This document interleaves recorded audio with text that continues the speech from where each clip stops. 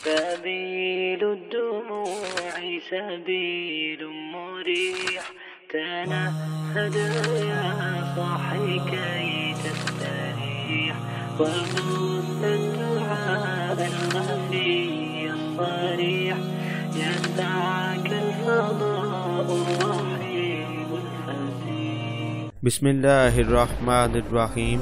حضرت موسیٰ علیہ السلام کے عظیم معجزات دکھانے کے باوجود جب فرعونی اپنے کفر و عناد پر قائم رہے اور ان لوگوں کی سرکشی کا سبب ان کا مال و دولت، دنیوی جاہ و زینت اور دل کی سختی تھی، تو حضرت موسیٰ علیہ السلام نے ان کی بربادی کی دعا کی۔ اے ہمارے رب، تو نے فرعون اور اس کے سرداروں کو دنیا کی زندگی میں آرائش اور مال دے دیا۔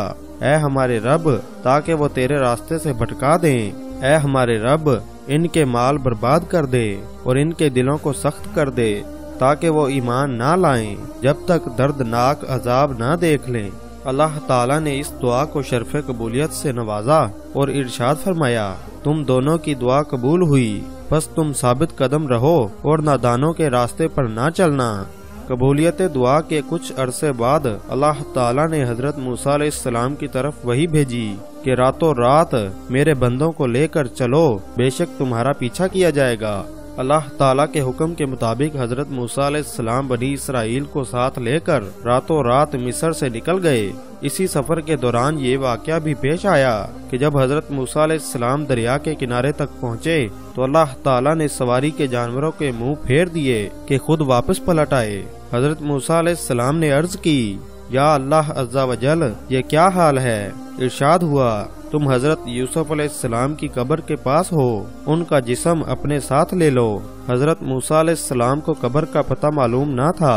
آپ علیہ السلام نے لوگوں سے فرمایا، اگر تم میں سے کوئی حضرت یوسف علیہ السلام کی قبر کے بارے میں جانتا ہو تو مجھے بتاؤ۔ لوگوں نے عرض کی، ہم میں سے تو کوئی نہیں جانتا، البتہ بنی اسرائیل کی ایک بڑھیا ہے، ہو سکتا ہے کہ وہ حضرت یوسف علیہ السلام کی قبر کے بارے میں جانتی ہو کہ وہ کہاں ہے۔ حضرت موسیٰ علیہ السلام نے اس کے پاس آدمی بھیجا۔ جب وہ آ گئی تو اس سے فرمایا، تجھے حضرت یوسف علیہ السلام کی قبر معلوم ہے؟ اس نے کہا، ہاں۔ فرمایا تو مجھے بتا دے۔ اس نے عرض کی، خدا کی قسم، میں اس وقت تک نہ بتاؤں گی جب تک آپ مجھے میری مانگی ہوئی چیز نہ دے دیں۔ حضرت موسیٰ علیہ السلام نے فرمایا، تیری عرض قبول ہے۔ بڑھیا نے عرض کی، میں آپ سے یہ مانگتی ہوں کہ جنت میں آپ کے ساتھ اس درجے میں رہوں جس درجے میں آپ ہوں گے۔ حضرت موسیٰ علیہ السلام نے فرمایا، جنت مانگ لے، یعنی تجھے یہی کافی ہے، اتنا بڑا سوال نہ کر۔ بڑھیا نے کہا، خدا کی قسم، میں نہ مانوں گی مگر یہی کہ آپ کے ساتھ ہوں۔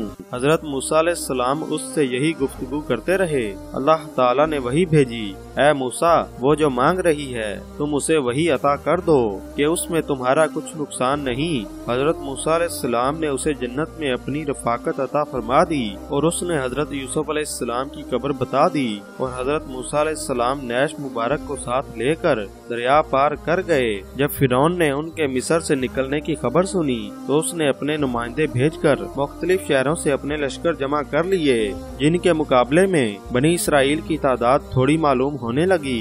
چنانچہ فرعون نے بنی اسرائیل کے بارے میں کہا، یہ لوگ ایک تھوڑی سی جماعت ہیں اور بے شک یہ ہمیں غصہ دلانے والے ہیں، اور بے شک ہم سب ہوشیار ہیں۔ جب سورج طلوع ہوا تو فرعونیوں نے حضرت موسیٰ علیہ السلام اور بنی اسرائیل کا تعاقب کیا۔ پھر جب دونوں گروہوں کا آمنا سامنا ہوا اور ان میں سے ہر ایک نے دوسرے کو دیکھا تو حضرت موسیٰ علیہ السلام کے ساتھیوں نے کہا، بے شک ہمیں پا لیا گیا۔ حضرت موسیٰ علیہ السلام کو چونکہ اللہ تعالیٰ کے وعدے پر پورا بھروسہ تھا، اس لیے آپ علیہ السلام نے بنی اسرائیل سے فرمایا، ہرگز نہیں، بے شک میرے ساتھ میرا رب ہے، وہ ابھی مجھے راستہ دکھا دے گا۔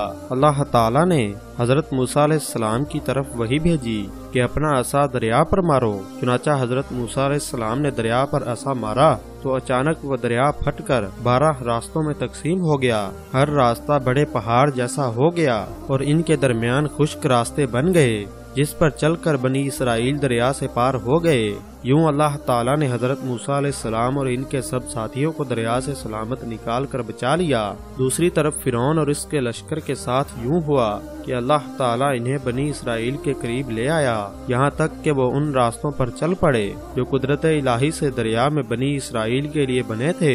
جب بنی اسرائیل کے تمام لوگ راستوں سے گزر کر دریا سے باہر نکل گئے اور تمام فرعونی دریا کے اندر آ گئے تو اللہ تعالیٰ کے حکم سے دریا مل کر پہلے کی طرح ہو گیا۔ جب فرعون ڈوبنے لگا تو اس امید پر اپنے ایمان کا اظہار کرنے لگا کہ اللہ تعالیٰ اسے اس مصیبت سے نجات دے دے گا۔ اس وقت اس سے کہا گیا، کیا اب حالت اضطرار میں جب کہ عذاب الہی کا شکار ہو کر ڈوبنے لگا ہے اور زندگی سے نا امید ہو چکا ہے، اس وقت ایمان لاتا ہے، حالانکہ اس سے پہلے تو نافرمان تھا اور تو فسادی تھا، خود گمراہ تھا اور دوسروں کو گمراہ کرتا تھا۔ ڈوبتے وقت فرعون کا حال یہ تھا کہ وہ اپنے آپ کو ملامت کر رہا تھا کہ اس نے رب ہونے کا دعویٰ کیوں کیا اور وہ کیوں حضرت موسیٰ علیہ السلام پر ایمان نہ لایا اور کیوں ان پر اعتراضات کیے، لیکن عذاب نازل ہو جانے کے بعد کی ندامت کا کوئی فائدہ نہیں کہ اب مہلت ختم ہو گئی۔